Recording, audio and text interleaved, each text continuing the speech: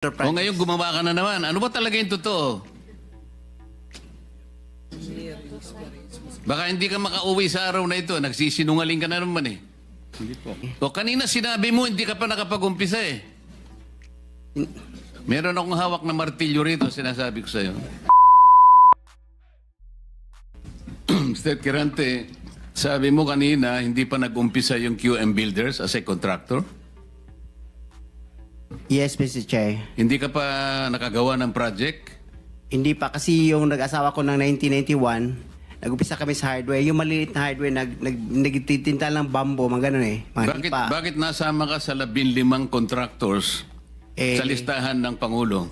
Kanina tinatanong ko, wala bang kukontra dito sa sinabi ng Pangulo na 545 billion worth of flood control projects ay ito lang mga 15 contractors ang nakakuha, kasama ka QM Builders. Nandiyan ka pala, bakit hindi ka kumontra? Ba't ngayon sinasabi mo, hindi ka pa nakapag...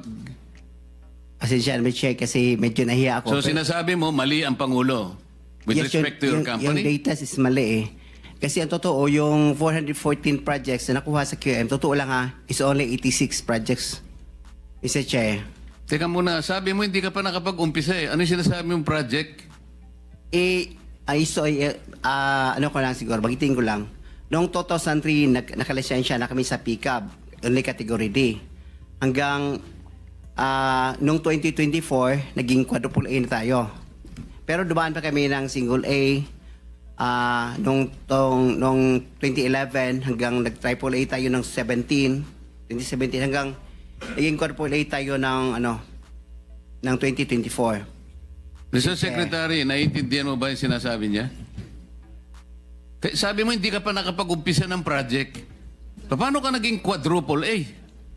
Ano ko lang, Mr. Che, yung sinasabi kong 1992 is hardware pa yon. Yung nakita niyo yung hardware.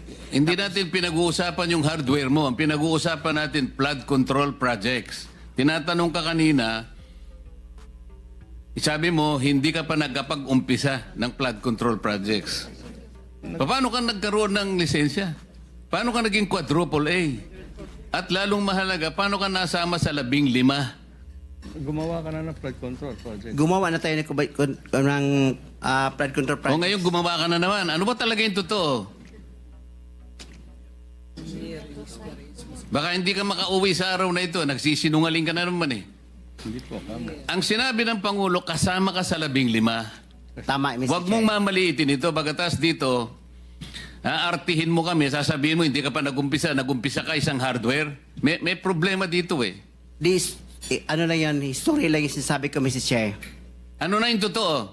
Yung totoo, may lisensya na tayo na quadruple A ngayon. O ngayon nga, ngayon meron ka ng quadruple. Yes, Mr. Che. O, ilang project ang na-execute mo na? Marami na eh. O kanina sinabi mo, hindi ka pa nakapag-umpisa eh. Meron akong hawak na martilyo rito, sinasabi ko sa'yo. Mr. Chair. Huwag kang tatawa-tawa kasi hindi nakakatawa ito ha. Mr. Chairman. Dito lang nagsisinungaling ka na eh. Mr. Chairman, if I may. Yes, Mr. Mukhang Senator. nahihirapan kasi si Mr. Kirante mag-explain. Tama ba to? Ang sabi mo kanina, hindi ka pa incorporated at ngayon incorporated ka na in 2024. Yes. No. Hindi rin. Yung incorporated, hindi, yung on process pa yon, hindi pa namin na-approve. So lahat ng project na ginawa mo, sole proprietor. Yes, Your Honor. So nakapag-project ka na. Yes, Your Honor. Ano yung sinasabi mong hindi ka pa nagsisimula or hindi mo pa nagagawa? Yung incorporated, kasi hindi pa na-approve yung namin, hindi pa naman na-practice, hindi pa na-transfer from sole proprietorship into... So kaklaruhin ko lang, marami ka ng project at tama na isa ka sa top 15, correct, Mr. Kirante? Yes, Your Honor. Pero hindi ka pa incorporated. Hindi pa. Yun sole yung pa rin. sinasabi mong hindi ka pa incorporated. Yes, Your Honor. Yun yung binabanggit niya kanina, Mr. Chairman. Malabo pa rin eh. Mr. Secretary, tumatanggap ka ng isang sole proprietorship na mag-undertake ng flood control? Well, Mr. Chair, actually, he has the pickup licensing. Paano siya nagkaroon ng pickup license as a contractor? He has the a pickup license. Paano ka nakakuha ng pickup license, Wala pa Mr. nung, Kirante? Sole wala. proprietorship ka lang? Yes, Mr. Chair. Kailan mo nakakuha yan? 2003. Hanggang nag-upgrade tayo sa 2007, naging B tayo. Hanggang 2011, naging A tayo. Yung 2017, naging triple A tayo. Ano yung net financial contracting capacity mo as a sole proprietorship? 40 billion, Mr. Chair. 40 billion? Yes, Mr. Chair. Yung financial statement mo, padala mo sa amin.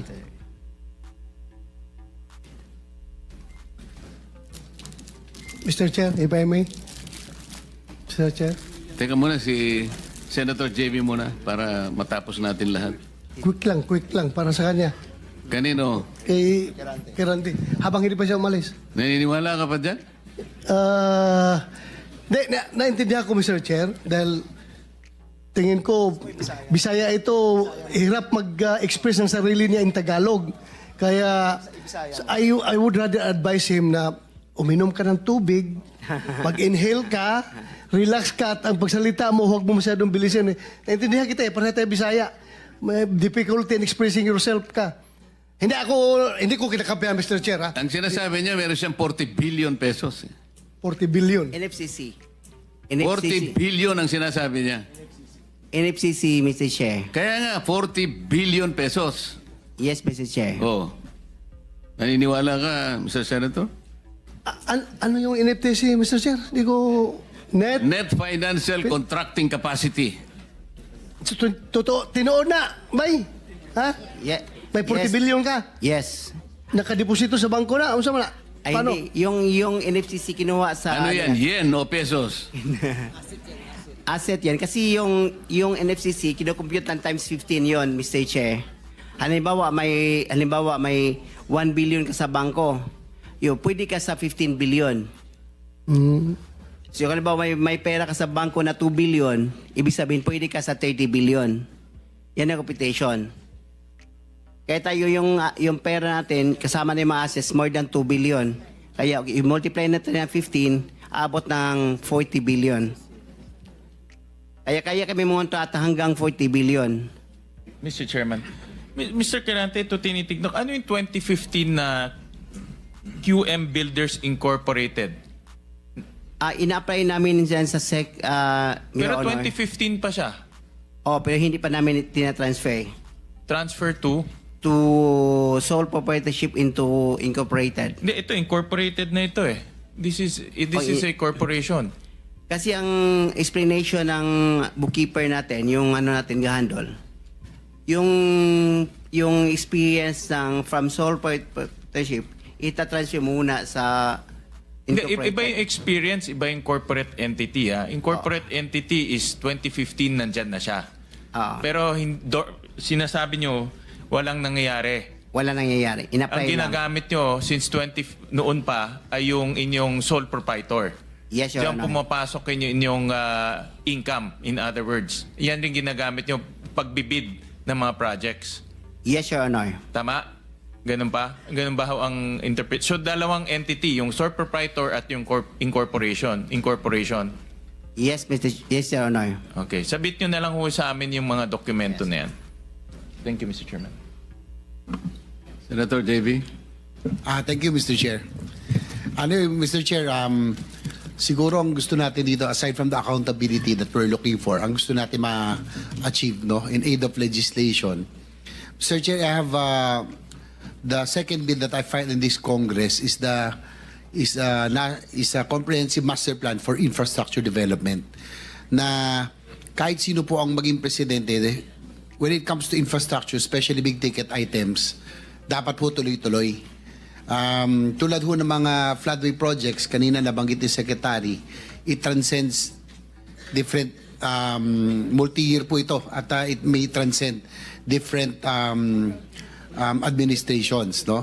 Ang tanong ko lang, Mr. Secretary, siguro matagal na rin ho kayo nasa DPWH. Dati po, meron tayong Napindan Channel, Manggahan Floodway, and other big flood control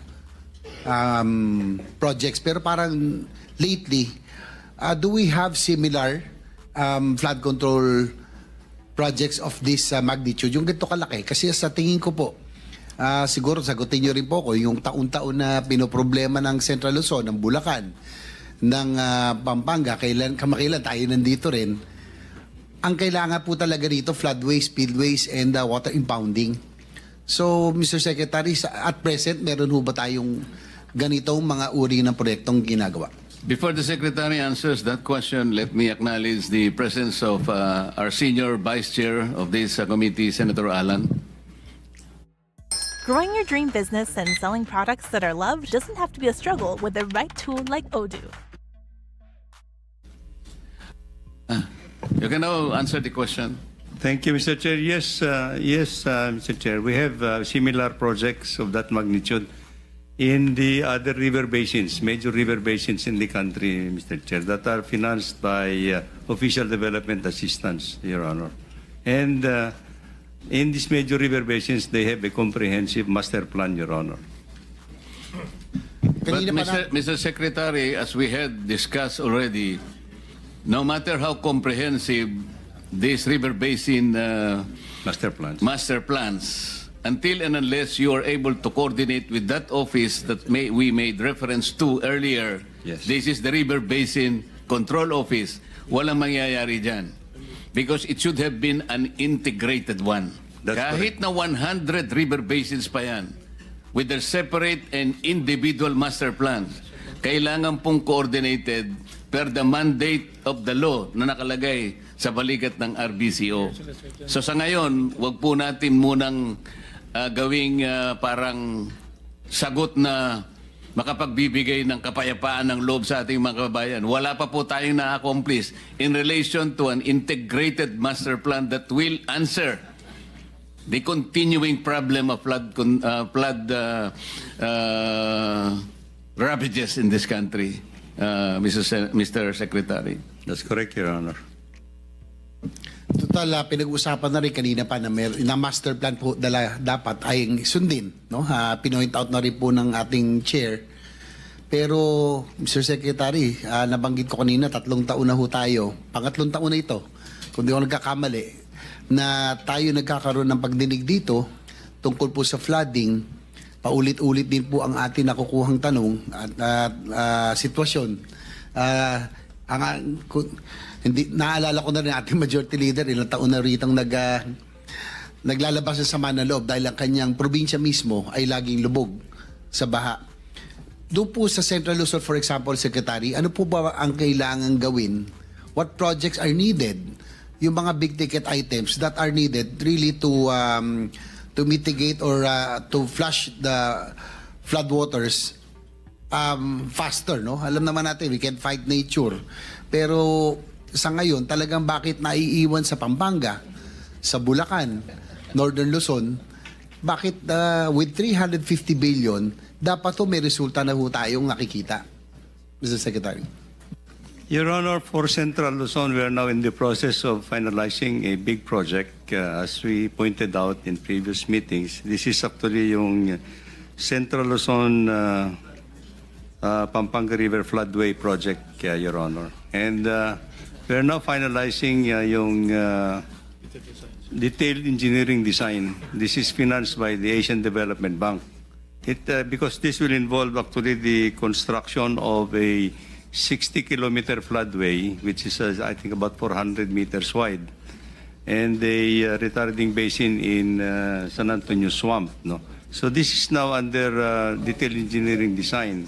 And we expect that this project will be completed in 2026, and the civil works will be implemented by a separate loan agreement with the Asian Development Bank. Kasi of this magnitude, Mr. Chair, this involves a lot of steps in the preparation of the entire project is estimated to cost almost about 150 billion pesos yata. So I think yung tedious, yung preparation of this kind of a magnitude wave project is very tedious, Your Honor. Pero Mr. Secretary, narinig na rin ho natin yan 3 years ago.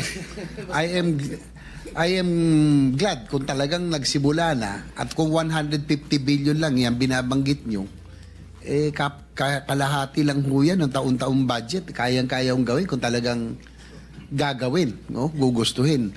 Ang tanong ko lang po, kung yan po ay parte ng master plan, siguro yes or no lang ho.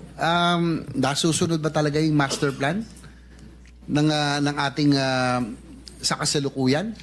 Or is it that with the very large budget of the for flood control, hindi ko kaya, dahil po pinoint out kanina ng ating chairman, obviously dapat common sense dictates na dapat yung flood prone provinces nandun ang concentration ng flood control projects.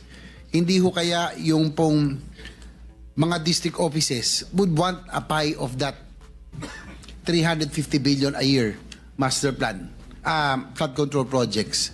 Kasi po sa nakikita ko, doon lang po sa may mismatch doon sa concentration ng flood control projects, iba-iba.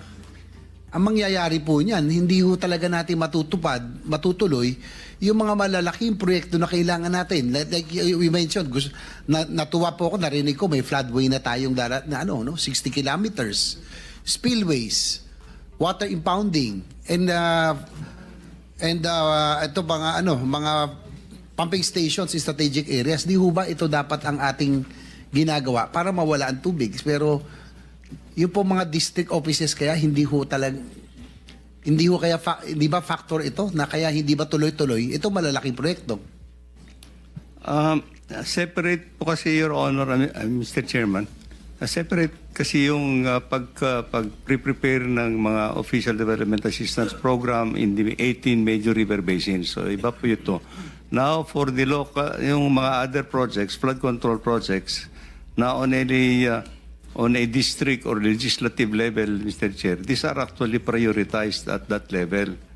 And however, ang kwan po natin dito, all these projects should have undergone some preparatory works actually na dumadaan po dito sa Provincial Development Council, dumadaan po sa Regional Development Council in order for them to prioritize all these projects, Your Honor. Yes, Mr. Secretary, sorry to cut you, pero sabi ko nga, aside from the accountability, gusto natin in aid of legislation, I'm pushing for the comprehensive master plan for infra development, that which would include flood mitigation projects. Yes. Na sana, pag national project, national in nature, hindi dapat pakikialaman ng district level. Kasi alam nyo, naging Congressman B po ako noon. Nung panahon na yon, Mr. Chair, nasa Kongreso, ang pwede lang namin pakialaman yung pong mga barangay roads, municipal roads, when it is classified as a national project. Dati po hands off kami doon. Nagtataka lang ho ako ngayon, bakit pati ang national projects minsan ngayon, mukhang napapakialaman na. Mr. Secretary. Well, this is the reality of how the budget is being formulated at this point in time, Your Honor. I think we submitted to, as I said, the entire budget is under the scrutiny of Congress, Your Honor, at the end of the day. So whatever will come out of in the law, in the General Appropriations Act, will be the projects that we implement, Your Honor. Well, I empathize with you, Mr. Secretary. Hindi lang naman ho kayo. Kaya ako kayo tinatanong because we would want to we would want to correct some mistakes of the past na nasa tama na tayo. Because of our political system, yung po mga infra projects natin, for example, railway, other big ticket items, hindi natutuloy kasi nga bawat presidente, bawat administrasyon may sariling programa. So itong flood control programs din, dapat dams, floodways, lahat po, long term po ito. That's why I'd want to get your inputs on how we will be able to draft the comprehensive master plan. Nakasama po ito na hindi na ho mangyayari ito, na hindi na po mapakailan. Mr. Secretary, siguro ito na lang ho, ito might be parochial in nature. Alam niyo naman siguro 3 taon na tayo nag-uusap pa budget. Meron lang kong example, yung po sa San Juan, yung hiniling ko sa inyo na flood, yung pumping station na kinulit-kulit ko. Ito, tatay, gaya sinabi ni Sen. Murbig Subirit, hindi ho masama ang insertion or congressional interference o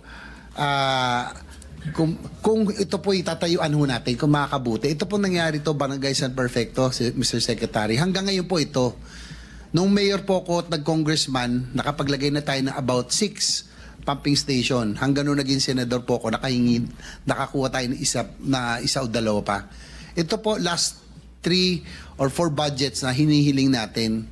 Kaya lang po, because of political reasons, sabi kasi na mayor doon, basta galing sa aming proyekto, hindi pa papasukin. Pero Mr. Secretary, ang kawawa dito, hindi ho ako, hindi ho ikaw, hindi po yung mga nasa morang nakaupo. Ang kawawa, yung mga kababayan namin. Yung pong pumping station, Mr. Chair, ilang beses namin tinabi, sabi naman ni Secretary, alam niyang kailangan, pero hindi, susulat po yung congressman namin, dati, si Ronnie Zamora, tapos ngayon yung anak po niya,